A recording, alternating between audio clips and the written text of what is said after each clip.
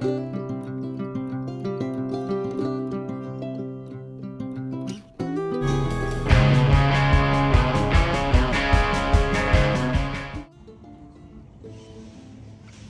today we're going to embark on this river table.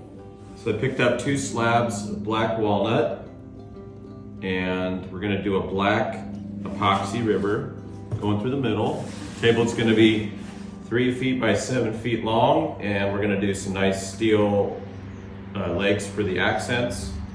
So the first step in this is selecting the wood, obviously, and then we're going to pop the bark.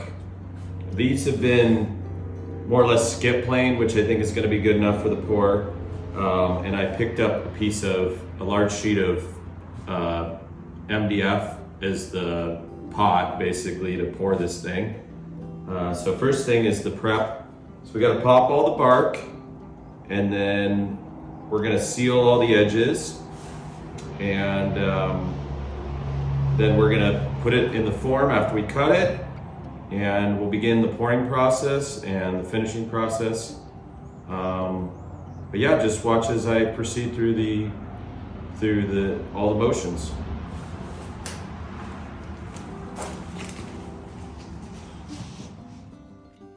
Well, we're going to begin by doing the dirty work of popping the bark off of this beautiful slab.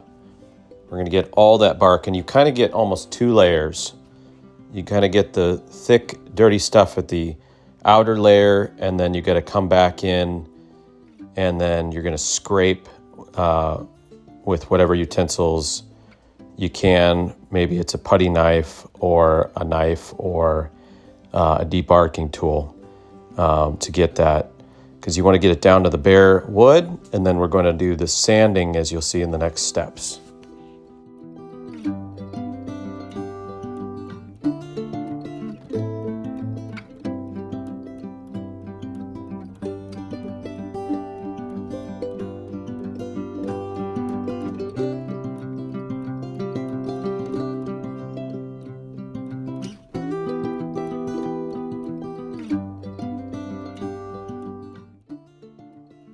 Now you're going to see, I'm going to start moving these slabs around, and I'm going to begin looking at the pattern that I want for this river. It takes a lot of careful, methodical planning to get the look we're going for. You want that nice 2-tone with the lighter sapwood, bridging the black epoxy. And we just want the shape and the width of everything to look right. So this is just kind of my first look at it. Obviously we have to debark more. We're chiseling it off, we're scraping, but we're beginning to look at what are these slabs going to offer.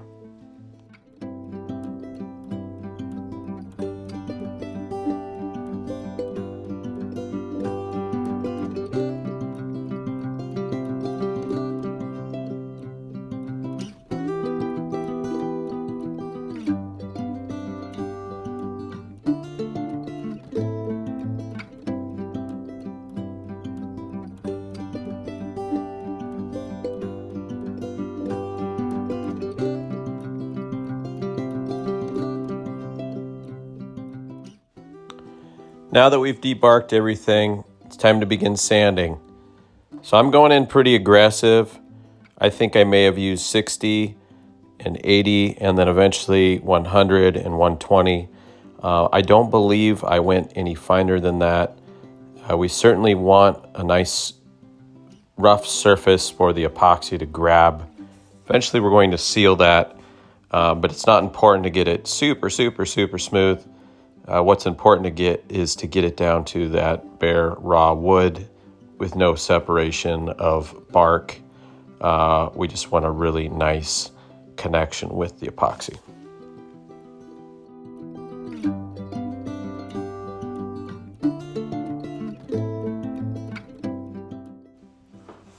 Following the preparation of the slabs, the next step was building the epoxy pouring box. In doing so, I bought a slab of MDF, a nice stout piece of MDF, and I bought the best known tape, the tuck tape, which won't create a bond with the epoxy and the tape. This allows for the epoxy to seal, and I made a really good box. This box is larger than necessary, and it allows for a modular style where I can build bigger slabs or bigger tables into this space later. And it allowed for easy removal of the sides. So really happy with how this box turned out.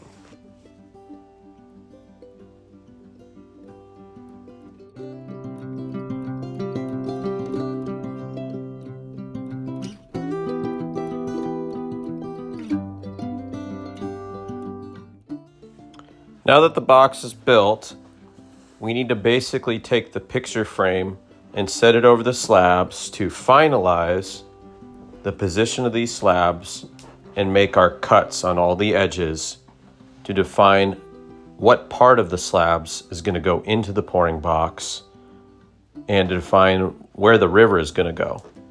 Now, we didn't want too wide of a river. We wanted plenty of wood, but at the same time, we didn't want the river to pinch off in certain areas. We just wanted a really nice flow of 5 to 8 inches through the river with the right color tones on these slabs. So it took some studying and some thinking about how we wanted to do this to get it just right. Now we're moving on to the final prep for the box. We're just mounting the sides and we're siliconing all the corners to make sure there's no leaking of epoxy.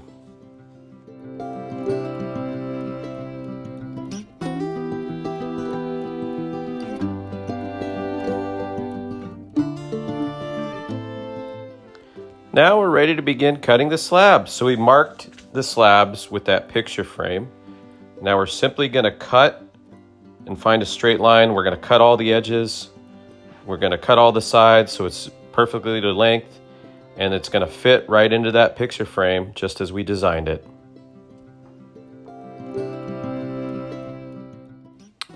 So now we just want to set those slabs into the pouring box and make sure everything fits all right. If it's a little too tight, you might want to trim it. We definitely don't want to break the seals on that box by having an interference of the slabs as it seats in that frame. Now we're experimenting with the clamping strategy. We're using blocks and clamps and bricks. And I think there's better ways to do this, but we can talk about that later.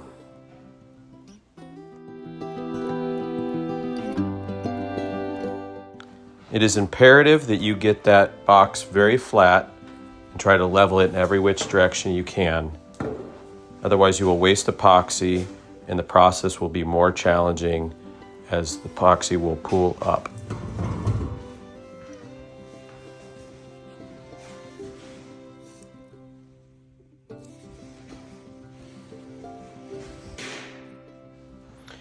Now that we're done with the box, we need to seal the slabs. I'm using a sanding sealer.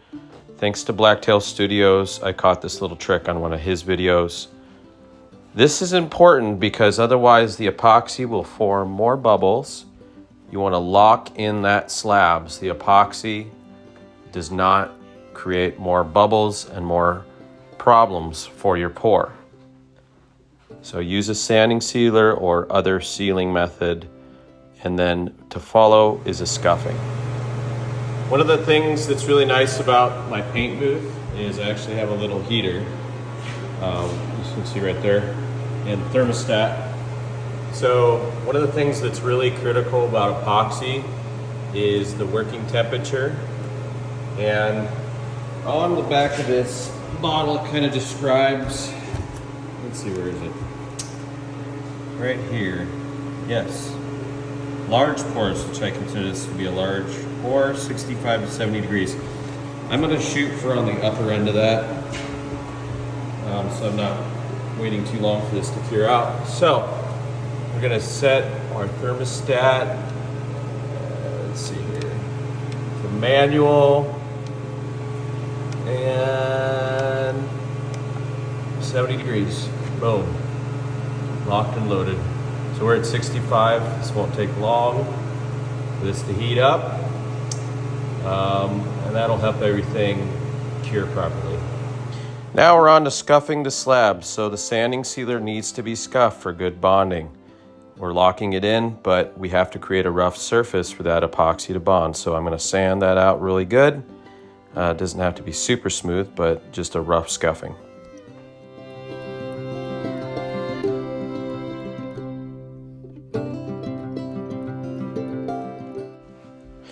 Now we're going to put the slabs back into the box and we're going to figure out the mounting strategy. I've seen some better strategies using a bridging beam going across. I didn't do that, but I kind of learned through this exercise for the next time I do this.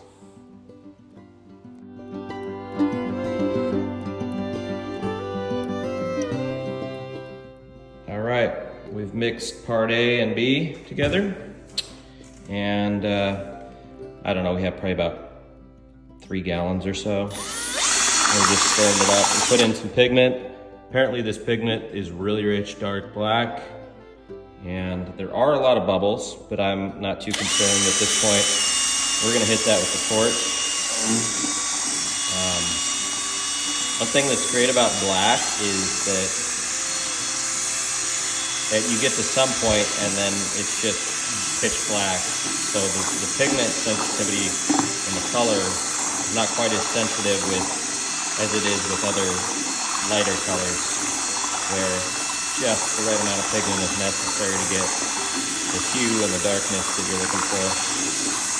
But anyway, I just want to make sure this is mixed up real good before we start the pour.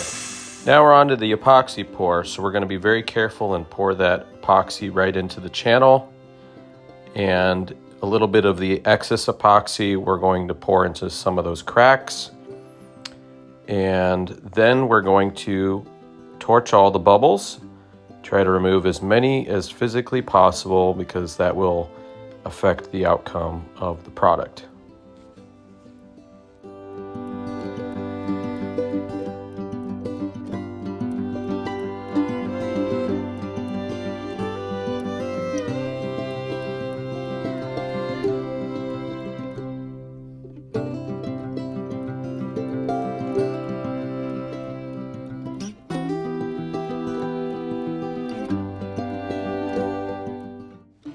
Now we're going to do the second pour.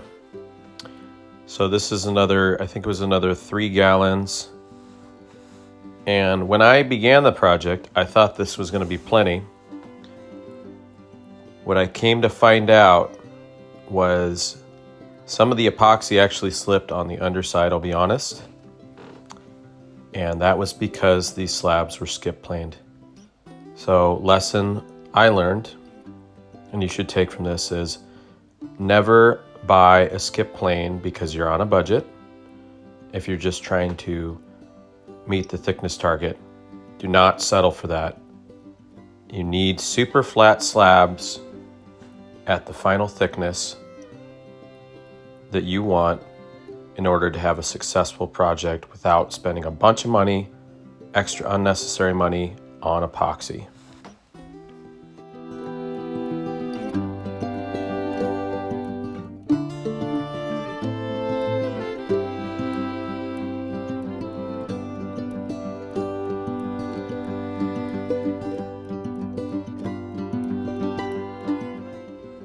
Now the epoxy is dried and it's time to start popping this thing out of the mold.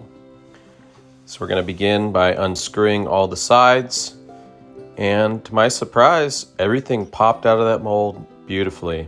Nothing stuck. That tuck tape was amazing. I highly suggest building a mold just like this because now I can reuse it. And then the next thing is I'm going to pop those little blocks that pinned it down. Now here's another thing I learned. Use tuck tape when you put those down, because those things actually bonded, those blocks bonded to the epoxy slab, and I foolishly did not apply a tape on those blocks. So I had a heck of a time knocking them loose, but it's okay. We ended up chipping them off and then planing them down, so it really didn't matter at the end of the day. Now we're on to the planing process. There are a few ways to do this. In my case, I use my CNC router. Unfortunately, it's a bit short, so I had to do it in sections. And going forward, I may take this to a commercial wood shop with a large drum sander, which may improve the process.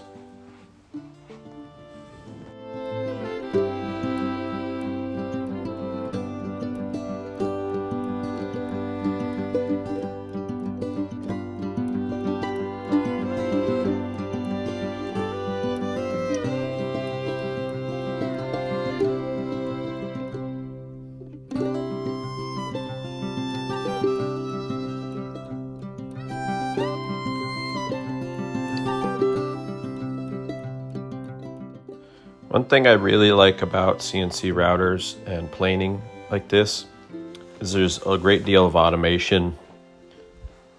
I can set the depth and then I run my program, which sets an automated feed rate. It simply goes back and forth. It just really makes things easy and intelligent.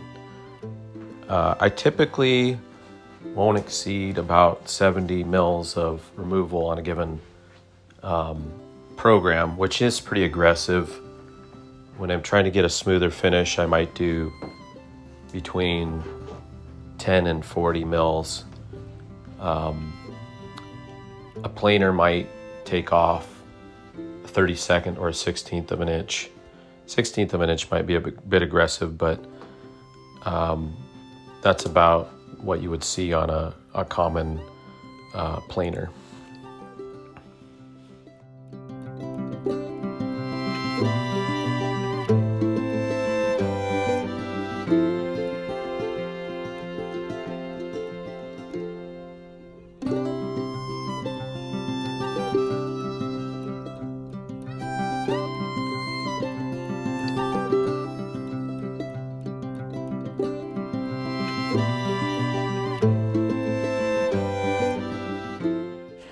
One of the challenging things about doing these epoxy pours with a slab with a lot of cracks is you will have to do secondary filling.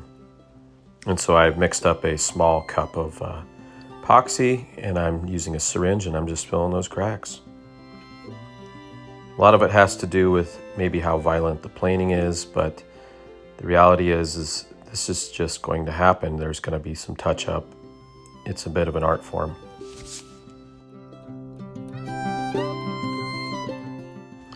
So the planing process is done and we're doing sanding.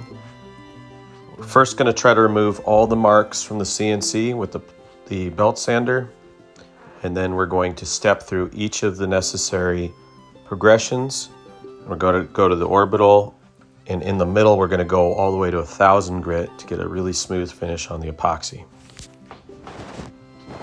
One of the other things you probably saw me doing was filling with a really small bottle all the little tiny cracks or pinholes.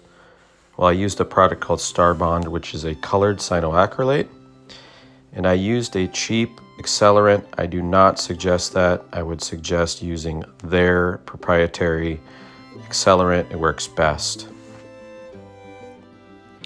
Next step is using the track saw to cut off all the edges and to finalize the edges for the table. You want to use a very good track saw, such as a Festool, as I show here. It works great, the lines end up super straight, simple to use. Well, we're all done with the sanding and we're doing a water cure. And what that does, so all we do is we just spritz the top and the bottom. And what that does is it raises the grain, because what you did when you sanded it is you actually crushed all that grain structure down. So it re-raises that, and then you come back and sand it and really, now it's exposed to all the pores so it can accept the finish really well. So we're heading into kind of the final lap of this whole project. I think it's turning out pretty well. We ran into some challenges, of course, but we'll explain that at the end. So stay tuned for all the videos on the finish. Well, we're on to the next step of the process. So what we did was we did a water cure. We spritzed the surface of both sides with water to raise the grain. We sanded it back down to a nice polished surface, and then We're applying mineral spirits, just generic, everyday mineral spirits to really clean all the pores because we want to get that finish in there, get all the debris. We blew it off, shop air, and we're going to just scrub this down with the mineral spirits both sides. Let that dry, and then we'll be on to finally the finish. And so the finish we're going to be using, see if I have it, is this Osmo right here, the Poly-X Oil High Solids 3054 Clear Satin. It's really easy to apply, low VOC hard wax oil, and it's derived from natural oil, so that's great. And it says 2 coats. I think you can do 3 coats. And I'm going to be using probably this Brillo pad style, and in conjunction with some clean rags. So stay tuned for the next steps. Well, now we're on to the finish. So we did the mineral spirits, and we're gonna get going on this Osmo stuff. So watch as this wood is transformed. So I'm gonna use this Brillo pad, or this, it's like a Scotch Brite. I don't know, it's kind of this textured surface, but you kind of varnish it into the wood and just kind of do circles or figure eights, either or. We'll get it pretty liberal here, and then we'll wait. I do 5 to 10 minutes, let it kind of set, and then we'll clear off all the excess, and then we'll give it 8 hours to come back and do a second coat, and you could even do a third coat, and then pretty much we're done finishing. So I'm gonna pause here, get this done. You can see how it's kind of transformed. Well, now we've applied all the finish, so put the pad away, and we kind of varnished it into the surface. We're gonna give this just a little while to kind of set in there, and then we're gonna take just a nice clean cloth and wipe all that down. And then, like I said, leave that for 8 hours. You can leave it 8 to 10 hours or even more. Come back, do a second coat, and then you're pretty much done. So I'm gonna wipe this down, and then you'll see what that looks like. And we're done with our first coat. So we took that excess finish off, and it left us with a beautiful rich color and a nice satin finish. We have one more coat to go in 8 hours. Then we'll attach the legs, and then we'll deliver this piece. So it's really turning out quite gorgeous. So you can see. One last look. Yeah.